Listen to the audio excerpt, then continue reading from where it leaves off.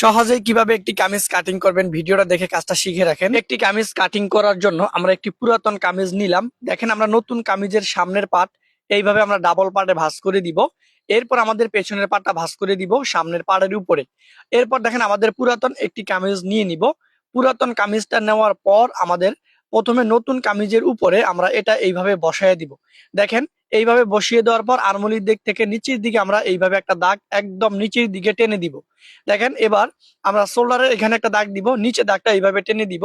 উপর থেকে নিচের দিকে দাগটা দেওয়ার পর আরমোলির দাগটা আমরা এইভাবে দিয়ে দিব। দেখেন আমরা আরমোলির দাগটা দিয়ে দিয়েছি। এবার এখানে আমাদের গলাটার দাগ দিয়ে দিব। দেখেন আমরা গলাটার দাগ এখানে দিয়ে দিলাম। যারা নতুন আছেন আজকের ভিডিওটা তাদের জন্য। দেখেন আমরা এই দাগ অনুযায়ী কামিজটি কাটিং করে নিব।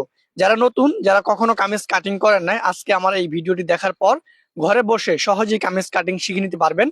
দেখেন আমরা এই যে গলাটা কাটিং করে নিব। তো আমাদের শোল্ডারটা ঠিক আছে কিনা আমরা দেখে নিলাম, দেখলাম যে অ্যাকুরেট আছে। দেখেন আমাদের হাতাটাও কাটিং করে নিব। তো হাতাটা কাটিং করে নেওয়ার জন্য আমরা এই কাপড়টাকে ডাবল ভাঁজে ভাঁজ করে নিলাম, মানে হাতার কাপড়টা একটার উপরে আমরা একটা এইভাবে বিছিয়ে নিব। এরপর আমরা যে পুরাতন কামিজটা ওইটার হাতার মাপটা আমরা এইভাবে দিয়ে দিব। তো দেখেন এখান থেকে দিয়ে দিলাম। তো উপর একটা দাগ নিচে একটা দাগ এইভাবে দিয়ে রাউন্ডটা এইভাবে দিয়ে দিব। এবার এই দাগ অনুযায়ী আমরা কাটি। ভিডিওটি ভালো লাগলে পেজটা ফলো করে রাখবেন।